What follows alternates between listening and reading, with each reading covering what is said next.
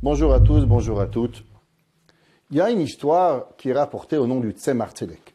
Le Tzemar Tzedek est le troisième rabbi de la Chassidoute Lubavitch, où il raconte qu'il y avait un jour un homme qui était un businessman, et généralement, les chassidim, vous savez, ils ont une habitude de porter un certain habit, ce qu'on appelle un bekeché, le Shabbat, porter un streimel, et la façon de s'habiller à la chassidique. À l'époque, les chassidim Lubavitch s'habillaient comme tous les autres chassidim, pas comme aujourd'hui que les Chabad ont un différent vêtement que les autres chassidim. Un jour, le rabbi Tzemar Tzedek, Rabbi Menachem Mendel, il voit cet homme-là, veste courte, cravate, il n'est plus habillé en chassid. Alors vous savez que le rabbi Lubavitch disait toujours, c'est pas grave d'être différent, mais à condition qu'on est différent. Mais le jour où on fait quelque chose de différent, exemple, un homme qui avait une barbe, un jour il la coupe, oh, c'est grave. Un homme qui n'a jamais eu de barbe, c'est moins grave qu'un homme qui avait une barbe et qui a coupé sa barbe. Il n'y a aucune obligation de porter une redingote. Mais un homme qui s'habille en redingote et un beau jour il enlève, ça peut porter problème. Ça nous fait montrer quelque chose, qu'il y a une difficulté quelque part. Alors le Rav de Tzemar Tzedek, le Rav Menachem Mendel, va voir cet homme-là et lui dit, écoute-moi mon ami, comment ça se fait que tu as décidé un beau jour d'enlever ta veste, d'enlever ta capota, d'enlever ton streimel? Tu n'étais pas comme ça à l'époque. Et le Rav lui dit, tu sais Rabbi, la vérité c'est que d'habitude, dans la ville de Lubavitch, je m'habillais d'une façon chassidique. Mais quand je sortais de la ville, alors je m'habillais comme les gens s'habillent normalement. J'en ai eu marre d'être hypocrite, alors je m'habille exactement comme tu me vois maintenant. Le Rabbi lui a dit, à l'époque je croyais que tu étais hypocrite avec les goïms. Maintenant je vois que tu étais hypocrite avec moi. Qu'est-ce que ça veut dire cette histoire? Vous savez, les lois de conversion, dans la Torah, on les apprend principalement de deux passages. Un, au moment où Moshe Rabbeinu et le peuple juif arrivent devant Matan Torah, le traité dans Yebamot nous parle de ce que Moshe Rabbeinu a fait pour faire rentrer le peuple juif à la conversion globale de tout le Ham Israël. La conversion à l'individuel, nous l'apprenons de Naomi et Ruth. Naomi, femme de Elimelech, fait rentrer sa belle-fille, Ruth, dans la Torah, dans la Kedusha, dans la conversion. Nous apprenons énormément de halachot, à savoir comment Naomi fait rentrer Ruth dans la Torah. Le Midrash nous dit que Naomi a dit à Ruth, Ruth, rentre chez toi. Et là, Ruth, non, je veux rester avec toi. Et le Midrash dit, mais qu'est-ce qu'il lui a dit Naomi à Ruth? Vous savez que quand on rentre dans la Torah, eh ben, on commence à parler aux gens, on leur dit pas, tu sais, Tarat Mishpacha, c'est dur. On leur dit pas, tu sais, il faut que tu jeûnes Yom Kippour. Parce que c'est difficile pour rentrer. Alors on apprend d'abord mitzvot kalot. On leur parle de la beauté de la Torah. On leur donne des petites mitzvot et doucement, doucement, on va les habituer aux mitzvot. Et s'ils veulent pas, on les force pas. Mais au moins qu'ils commencent à prendre le goût, une personne qui veut. Souvent, une personne qui se rapproche de la Torah, c'est parce qu'il a été invité. Il a vu un repas de Shabbat, il a vu une fête de Sukkot, il a vu un sidér de Pessah, il a vu la beauté d'Akadosh Baruch Hu. On lui parle pas de toute la halachot compliquée. Ça va venir avec le temps. Nous dit le Midrash Rabbah, quelle a été la première halakha que Naomi a enseignée à Ruth. Le Midrash, il dit, tu sais Ruth, le peuple juif, il va pas au théâtre, il va pas au cirque, principalement, il s'amuse différemment que les goïms. Et là, tous les commentateurs se posent la question, je comprends pas. La Torah nous dit d'enseigner des lois faciles et des lois difficiles. Pourquoi Naomi a commencé à faire rentrer Ruth dans la Torah à travers en lui parlant des plaisirs de la vie qui vont être différents? Eh bien, le Maharil Diskin, le Rav Shmuel Misalant, ces deux grands maîtres ont appris d'ici une leçon extraordinaire. Vous savez, aujourd'hui, on vit dans un monde où Baruch Hashem, tous les jours, nous avons des balles et teshuva. Tous les jours, ils écoutent des cassettes, Torah Box, des gens qui appellent au téléphone, Rabbi, je faisais pas Shabbat, je veux faire Shabbat. Rabbi, je mangeais pas kasher, je veux faire kasher. Baruch Hashem, les Chabad, les Bez, les Sepharad, les Ashkenaz, chacun à son niveau.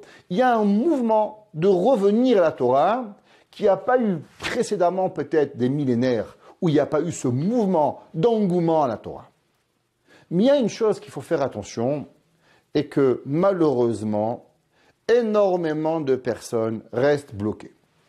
Il y a environ 27 ans, je suis directeur d'école, et une femme se présente vers moi et me dit « Kvod Harav, voilà, je veux être Mora, enseignante à l'école, et je fais tsniout, je mange kasher, je me dis qu'est-ce qui se passe pour être couvert ?» Il me dit « Rabbi, je fais un processus de Baal Teshuva, ça va venir avec le temps. » 10 ans passent, je lui demande qu'est-ce qui se passe avec la perruque, le foulard, une école religieuse. Elle me dit « Rabbi, je suis en processus de Baal Teshuva. » 20 ans passent, 27 ans passent. Et là, on se pose une question. C'est quand que tu arrêtes d'être Baal Teshuva? Ça veut dire que tu as fait Teshuva, tu avais 22 ans. Aujourd'hui, tu en as 50. Ça veut dire que tu as vécu ton monde de Torah beaucoup plus grand que ton monde de pas Torah.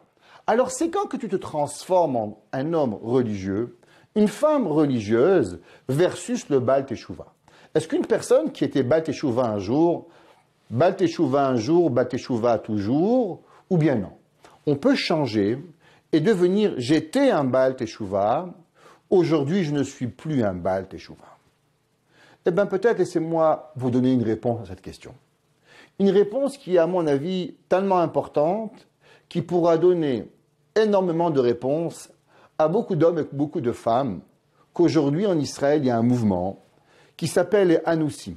Les Anousim sont des gens, malheureusement, qui sont religieux d'apparence, et à l'intérieur, ils ont lâché la Torah. Malheureusement, ils ont une double vie. Et quand on leur demande, c'est quoi qui t'attire dans cette double vie? La réponse, c'est le plaisir. La réponse, c'est le kiff. Ça veut dire que dans leur vie de tous les jours, de mari, de femme, de papa, de maman, de frères, d'amis, de sœurs, de qui ils sont, ils ne trouvent pas du plaisir. Et ils ne vont chercher le plaisir uniquement dans le monde goy, uniquement dans les bars, uniquement dans les danses, uniquement dans tout ce qui est que la Torah ne veut pas. Et là, on se pose la question, on dit oui, mais il faut bien avoir du plaisir. La réponse, c'est vrai. Alors, je vais vous dire quand est-ce qu'on ne devient plus un Baal Teshuva et quand est-ce qu'on est capable de devenir une véritable personne. Des gens de ma famille ont fait Teshuva à l'âge de 14 ans. À l'âge de 17 ans, 18 ans, ils n'avaient plus le moindre soupçon de Baal Teshuva. À l'âge de 21 ans, ils étaient rabbanim, shochatim, des gens extraordinaires. Qu'est-ce qui se passe? Pourquoi lui, il arrive en 3 ans à faire une transformation, et l'autre, ça fait 27 ans qu'elle me rabâche la même histoire, je suis Baal Teshuva. La réponse, elle est dans la première question que Naomi a dit à Ruth. Notre plaisir n'est pas le même plaisir que les mondes d'ailleurs. Ça veut dire que tant et aussi longtemps que moi, je suis juif, je suis religieux, je mange Shabbat, je mange Kashrut. Mais mon plaisir, il appartient au monde extérieur. Mon plaisir, il va toujours être le bar. Mon plaisir va être la danse. Mon plaisir va être Miami. Mon plaisir va être le ski. Mon plaisir, ça veut dire que toute ma vie, véritablement, je me reste attaché au plaisir extérieur qui s'appelle le monde goy. Alors je serai toujours un Baal Teshuva. J'arriverai jamais à passer ce cap et à devenir véritablement une personne de Torah. Il n'est pas interdit d'aller faire du ski. Il n'est pas interdit d'aller, de temps en temps, promener avec sa femme, et même tous les jours, si vous voulez. Il n'est pas interdit de faire des activités, de faire de la pêche, de faire du cheval, de faire de ce que vous voulez. C'est pas ça le problème. Le problème véritable, il est, qu'est-ce qui nous donne le plaisir ultime? Est-ce que la Torah, est-ce que les mitzvot, est-ce que le Shabbat, est-ce que la vie me donne de la joie? Ou bien la Torah me donne de la tristesse? Un jour, je donnais ce genre de discours dans un kollel, je ne dirais pas où.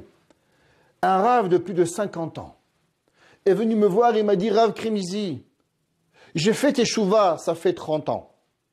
On m'a jamais permis d'avoir du plaisir. On m'a jamais dit que la Torah devait être belle. On m'a jamais dit que la Torah devait me rendre une personne heureuse. J'ai le sentiment que la Torah m'a enlevé mon bonheur. » Mesdames et messieurs, la Torah ne nous rend pas tristes. La Torah nous donne la joie. La Torah nous donne le bonheur. La Torah nous permet de tout, à condition que l'on sait que le bonheur ultime, s'appelle la réciprocité avec Kadosh Baruch Hu. De se sentir proche avec Dieu, de se sentir proche de sa Torah, sentir proche de sa tefila. Si nous avons compris que nous devons aller chercher le bonheur ailleurs, et que nous prenons le bonheur ailleurs, alors on a passé le cap de Baal Teshuvah, et on est devenu un véritable religieux. Toutes les personnes qui vivent ce judaïsme bipolaire, sont des personnes que je les plains, qui n'ont jamais ressenti véritablement une joie profonde. Que Kadosh Baruch Hu y fasse, que d'abord nous-mêmes, nous arrivons à renforcer notre joie dans la Torah, que nous arrivons à retransmettre à nos enfants cette joie, et que si nous sommes convaincus, alors on arrivera facilement à parler à nos enfants, et alors automatiquement, on pourra s'appeler, comme a dit Naomi, que notre façon d'avoir des plaisirs sera pas la même. Le Ramcha nous enseigne que nous avons été créés que pour une raison, Leit Aneg el Hashem, pour avoir du plaisir avec Torah, mitzvot, que notre quotidien, dans la vie de la Torah, nous apporte l'ultime plaisir. Baruch Adonai Leolam. Amen ve Amen.